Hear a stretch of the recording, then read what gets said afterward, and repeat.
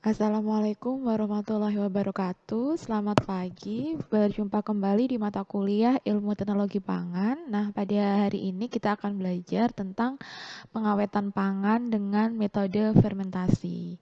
Jadi nanti pada saat belajar tentang ini kita akan belajar bagaimanakah kita mengawetkan suatu pangan dengan eh, memanfaatkan mikroorganisme. Jadi biasanya kalau mikroorganisme kan perusak pangan, tapi ternyata beberapa jenis mikroorganisme ini mampu untuk mengawetkan pangan. Jadi kalau biasanya tujuan pengawetan pangan kan untuk menurunkan jumlah mikroorganisme, nah di sini kita akan malah justru memperbanyak jumlah mikroba untuk menggiatkan metabolismenya. Nah, untuk capaian pembelajaran pada tatap muka 15 atau terakhir ini adalah pada akhir pembelajaran nanti mahasiswa akan mampu mempraktikkan pengawetan pangan dengan metode fermentasi. Untuk sub bahasan materi pada hari ini, nanti saya akan bahas tentang pengertian fermentasi dan sebenarnya tujuannya apa sih fermentasi itu, kemudian bagaimanakah prinsip dan syarat dari fermentasi, kemudian bagaimanakah jenis-jenis dan mikroba untuk fermentasi, kemudian faktor-faktor apakah yang mempengaruhi keberhasilan untuk fermentasi, kemudian ada kelebihan dan kekurangan fermentasi, dan bagaimanakah fermentasi ini akan mempengaruhi perubahan pada zat-zat gizi pada makanan. Sekarang kita masuk ke materi yang pertama, yaitu pengertian dari fermentasi. Jadi, secara umum fermentasi merupakan suatu cara untuk mengawetkan menggunakan mikroba tertentu untuk menghasilkan asam atau komponen lainnya yang dapat menghambat mikroba perusak lainnya. Jadi nanti ketika proses fermentasi ini akan menghasilkan namanya proses oksidasi anaerob atau partial anaerobik dari karbohidrat dan menghasilkan alkohol serta asam. Jadi pada prinsipnya fermentasi ini akan menguraikan gula menjadi alkohol dan CO2 nanti oleh mikroorganisme sejenis kamir yang terjadinya tadi anaerob ya, tanpa suplai udara atau oksigen. Selain itu juga fermentasi ini itu juga terjadi karena adanya aktivitas mikroba penyebab fermentasi pada zat-zat atau bahan makanan organik gitu ya. Nah, pada saat nanti fermentasi itu akan menyebabkan perubahan sifat bahan pangan karena adanya pemecahan komponen-komponen bahan pangan akibat dari proses fermentasi.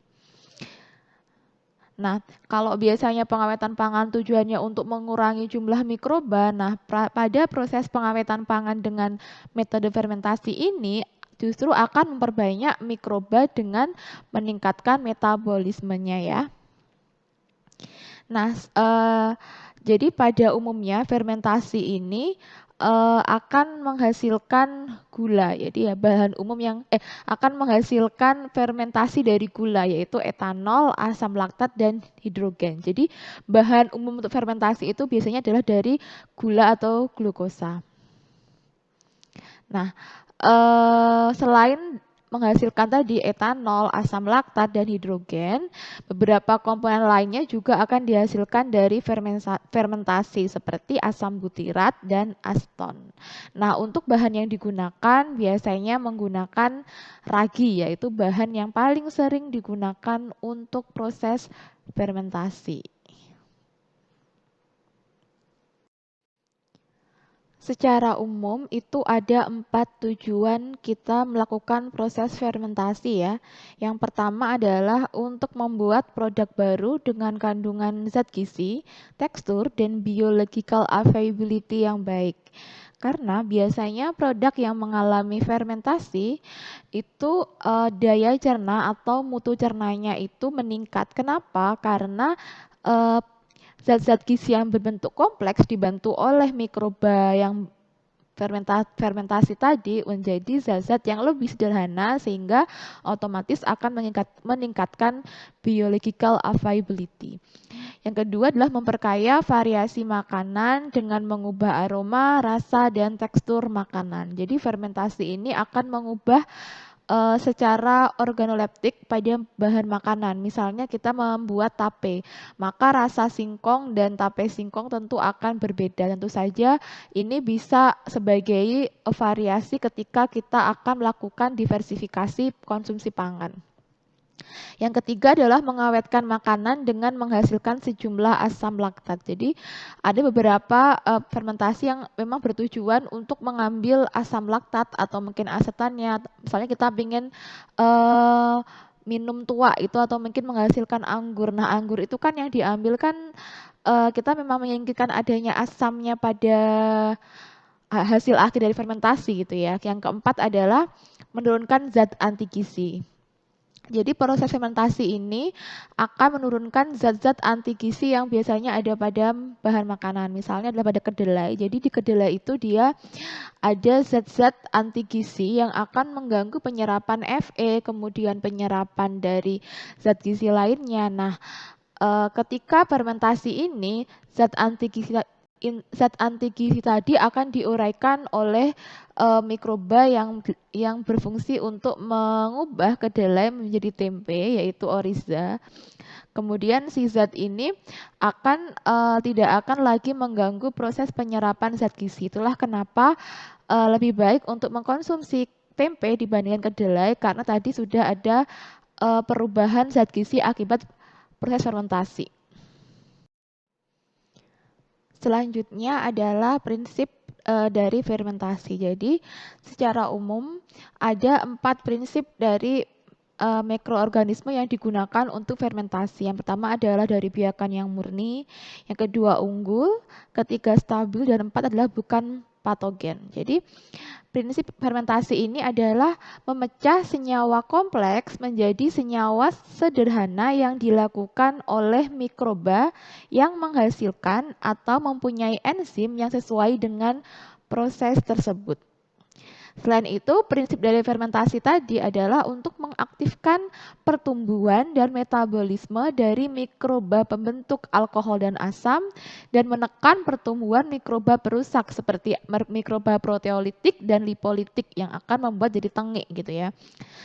Nah, yang pertama kita akan bahas adalah kemurnian atau biakan murni. Jadi dalam fermentasi itu harus menggunakan biakan murni yang sudah diketahui sifat-sifatnya dari jenis strain apa. Jadi bukan mikroba yang campuran.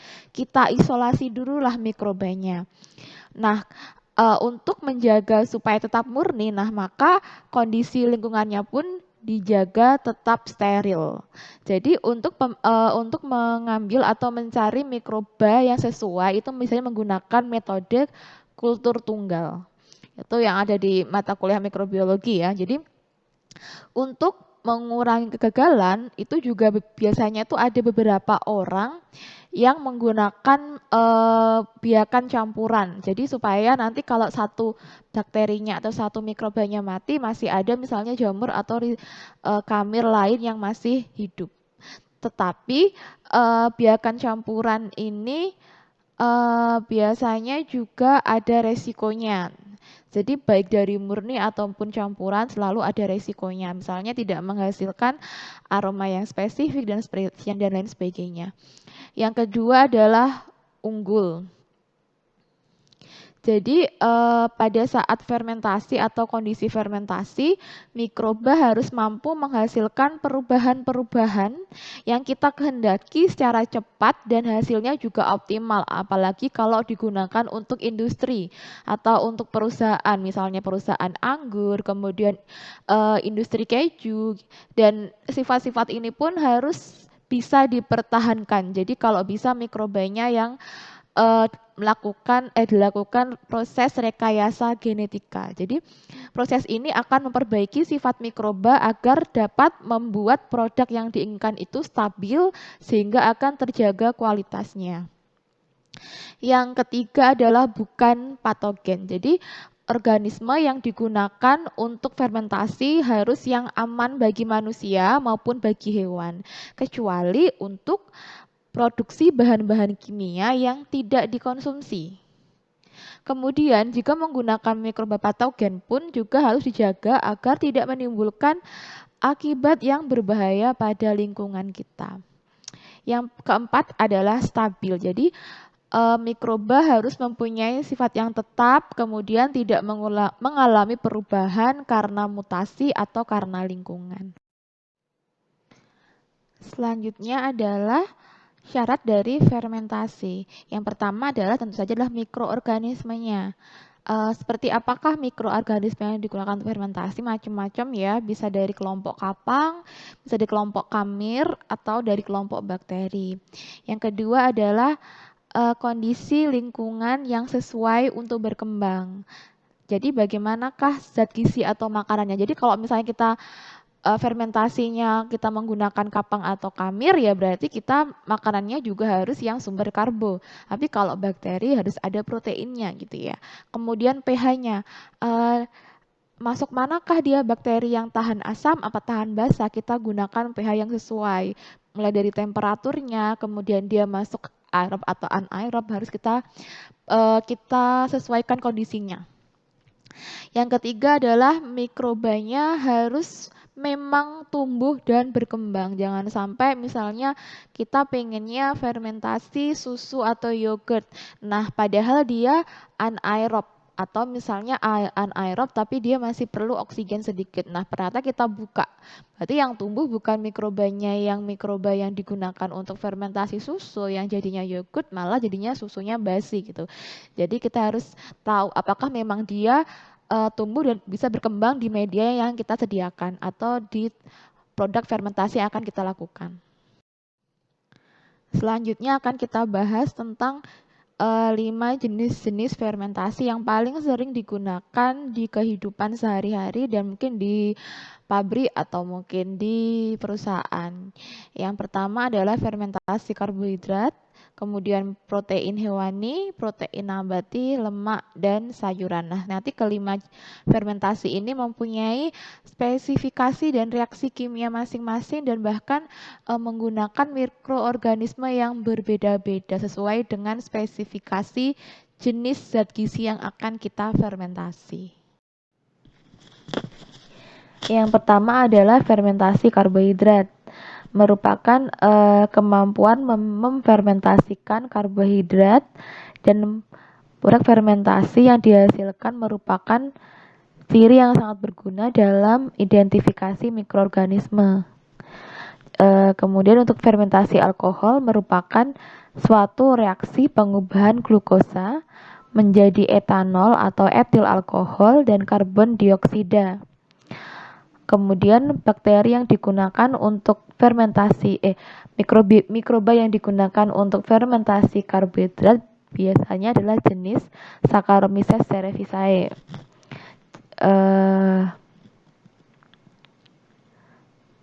Jadi untuk reaksi kimianya yaitu dari C6H12O6 atau karbohidrat menghasilkan 2C2H5OH plus 2CO2 plus 2H2O dan 2 ATP.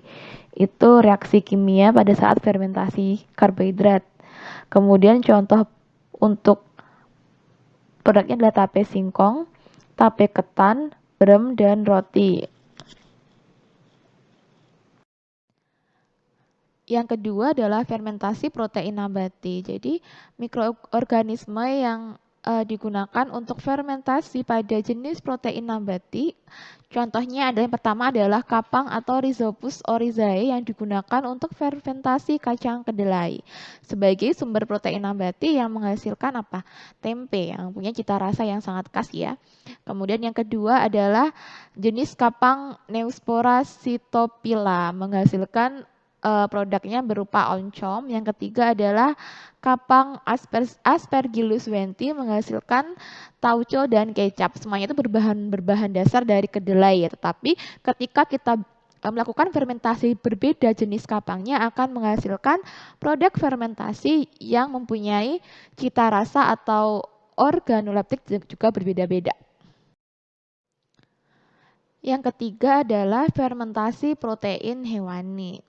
Jadi untuk protein hewani ini mempunyai mikroorganismenya ini mempunyai kemampuan untuk memfermentasikan protein hewani dan produk hewani yang dihasilkan merupakan ciri yang sangat berguna untuk mengidentifikasi mikroorganismenya ya. Contohnya apa? Mikroorganisme Streptococcus thermophilus dan Lactobacillus bulgaricus merupakan hasil produk fermentasi dari susu, yaitu yogurt. Jadi yogurt itu ya biasanya menggunakan jenis tadi. Selain itu juga selain dua jenis bakteri tadi, ternyata fermentasi untuk susu atau yogurt itu juga bisa menggunakan Lactobacillus acidophilus dan Lactobacillus lactis. Nah, kalau Lactobacillus jenis lactis, selain dia juga memfermentasikan susu, dia juga bisa menghasilkan keju. Jadi Lactobacillus lactis itu bisa jadi yogurt, bisa juga menjadi keju, tergantung bagaimana teknologi pangan yang kita gunakan ketika melakukan proses pengawatan pangan dengan metode fermentasi. Selanjutnya adalah fermentasi lemak. Jadi biasanya menggunakan jenis bakteri yaitu Streptococcus lactis dan Lactoconostoc ceremoris. Jadi dua bakteri ini punya kemampuan untuk memfermentasikan lemak sehingga akan menghasilkan produk-produk yang dari bahan baku yang tinggi lemak, yaitu menghasilkan margarin dan menghasilkan mentega atau butter. Yang terakhir adalah fermentasi sayuran. Yang paling sering ini menggunakan dua jenis mikroorganisme, yaitu Leuconostoc mesenteroides dan Lactobacillus jenis brevis. Ini mempunyai kemampuan untuk menfermentasi zat-zat gizi yang ada pada sayuran ya. Contohnya apa? Ada asinan sayuran, kemudian kimchi, kemudian ada sauerkraut dan sawi asin. Nah, mikroorganisme jenis yang bisa memfermentasi sayuran itu termasuk dalam kategori golongan bakteri asam laktat. Nah, ini ada contoh-contoh produk pangan hasil fermentasi. Yang dari protein nabati, contohnya adalah tauco dan oncom. Kemudian yang dari ada lagi alkohol, ini dari fermentasi dari karbohidrat. Kemudian nata de coco, fermentasi dari air kelapa. Ada lagi penyedap rasa, fermentasi dari tebu menghasilkan MSG. Kemudian faktor-faktor yang mempengaruhi fermentasi. Jadi ada 6 faktor yang mempengaruhi fermentasi. Yang pertama adalah asam. Jadi makanan yang mengandung asam ini tahan lama. Akan tetapi jika oksigennya ini cukup dan kemudian kapang dapat tumbuh sedangkan fermentasi ini berlangsung terus, maka daya awet dalam asam tersebut akan berkurang atau hilang. Nah, pada saat proses asam telah berkurang, maka muncullah bakteri proteolitik dan lipolitik. Jadi tidak selamanya fermentasi ini akan mengawetkan bahan makanan. Yang kedua adalah alkohol. Jadi alkohol terbentuk setelah fermentasi. Kemudian alkohol ini sangat tergantung dari kandungan gula dalam bahan pangan. Kemudian dari macam raginya juga, kemudian suhu fermentasi dan juga jumlah oksigen yang ada.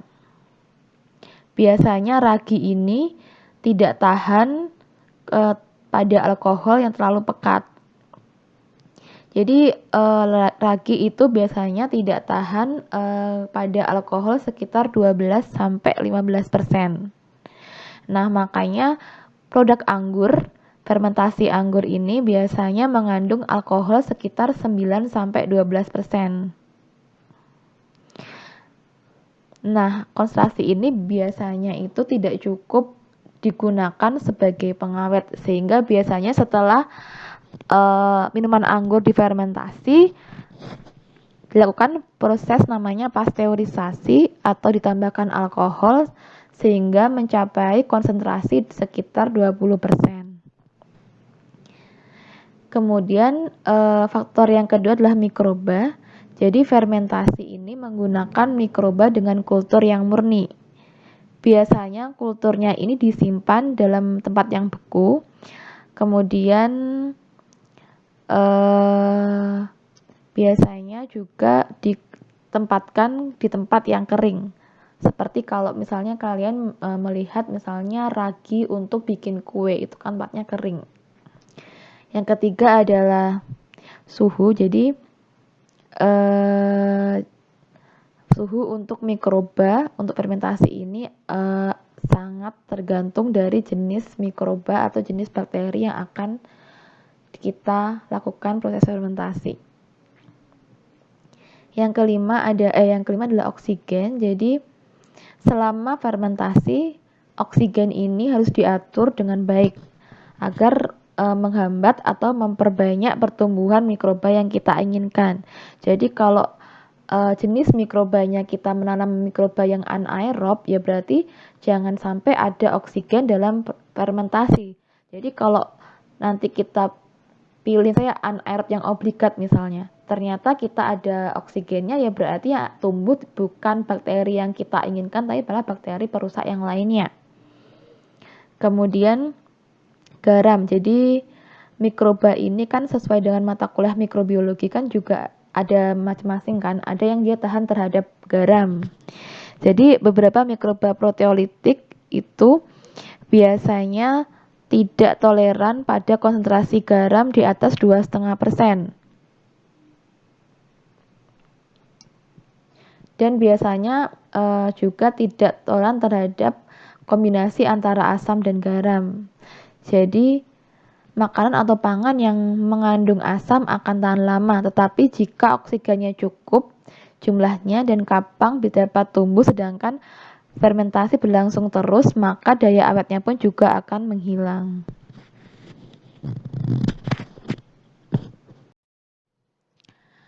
Selanjutnya adalah mikroba yang berperan dalam proses fermentasi atau jenis-jenis mikrobanya apa aja ya. Ada 3 jenis golongan mikroba utama. Yang pertama adalah bakteri asam laktat. Itu kelompok bakteri yang menghasilkan sejumlah besar asam laktat sebagai hasil akhir dari metabolisme karbohidrat. Nah, asam laktat inilah yang akan menurunkan pH sehingga akan membuat rasa menjadi asam. Ada 2 kelompok kecil mikroorganisme yaitu yang bersifat homofermentatif dan heterofermentatif. Jadi kalau homofermentatif itu akan menghasilkan asam laktat, sedangkan kalau heterofermentatif itu akan menghasilkan CO2 dan sedikit asam volatil, juga menghasilkan alkohol dan menghasilkan ester.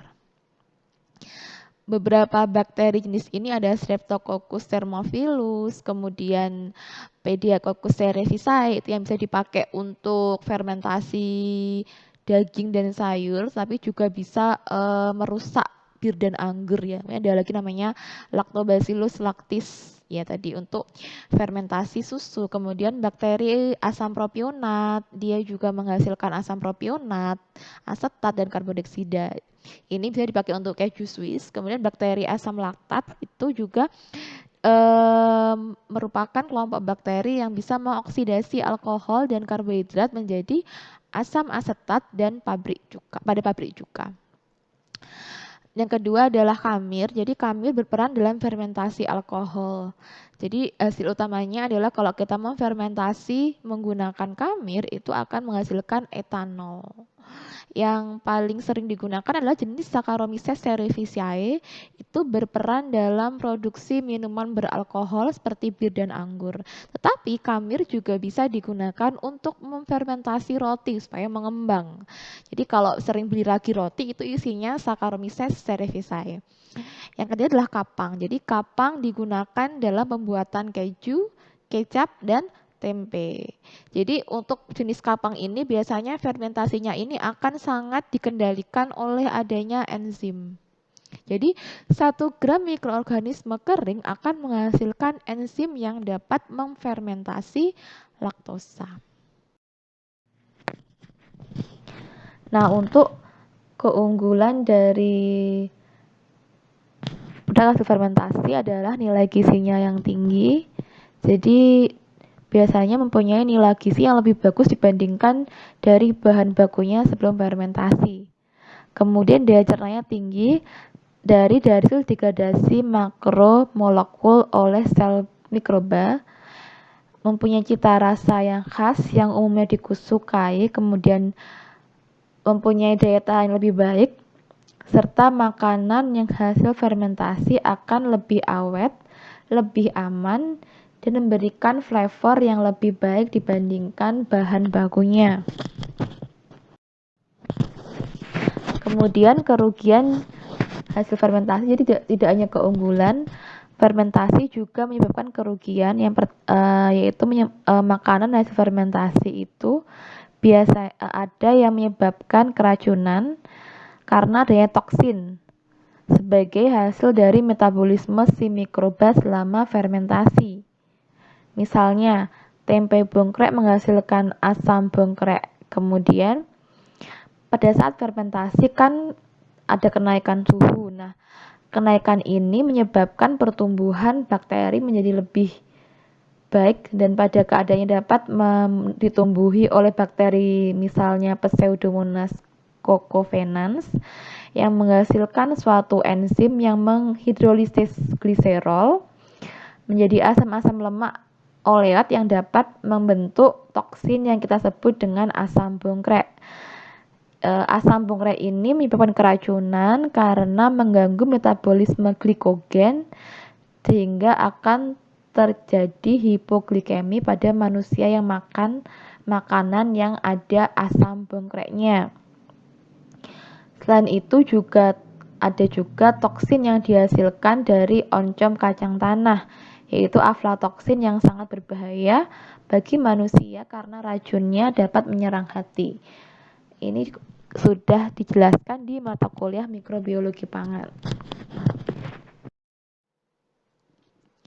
Nah, yang terakhir adalah bagaimanakah pengaruh dari fermentasi ini terhadap zat gizi, mulai dari sensorik, mikroorganisme pembusuk, dan patogen. Jadi yang pertama adalah makanan yang melalui proses fermentasi itu mempunyai daya cerna yang tinggi karena ikatannya sudah dipecah menjadi lebih sederhana. Jadi kalau misalnya ada yang mengalami laktosa intolerans pada balita atau pada anak-anak karena tidak bisa karena tadi ada gangguan pada pencernaannya sehingga tidak bisa minum susu karena mengandung laktosa, maka kita bisa berikan susu fermentasi karena sudah dipecah laktosanya oleh si mikroba. Yang kedua adalah makanan fermentasi itu selain tadi susu juga ada acar. Jadi acar itu merupakan makanan yang kaya enzim. Jadi enzim ini akan membantu memecah zat gizi dalam makanan. Contohnya lagi adalah susu fermentasi tadi itu juga akan meningkatkan kepadatan vitamin. Jadi ada asam folat, vitamin B, riboflavin dan juga biotin. Jadi susu dibandingkan susu fermentasi itu mendingan minum susu atau yogurt dibandingkan susu segar. Ada lagi adalah tempe. Jadi tempe ini juga meningkatkan nilai gizi pada kedelai dibandingkan kita kalau makannya kedelai aja rebus mending makan tempe. Kemudian makanan fermentasi juga mengandung bakteri baik yang akan membantu pencernaan bekerja dengan optimal. Jadi hal ini sangat bermanfaat ketika adanya pengaruh lingkungan yang semakin buruk sehingga akan membunuh atau lebih banyak bakteri jelek atau bakteri jahat dibandingkan bakteri baik yang ada di usus besar kita. Jadi ketidakseimbangan bakteri dalam usus akan menyebabkan intoleransi laktosa, intoleransi gluten, infeksi jamur, alergi, bahkan asma. Jadi kalau tiba-tiba kok saya alerginya lagi kambuh atau asmanya kambuh, kita bisa coba makan makanan sumber probiotik seperti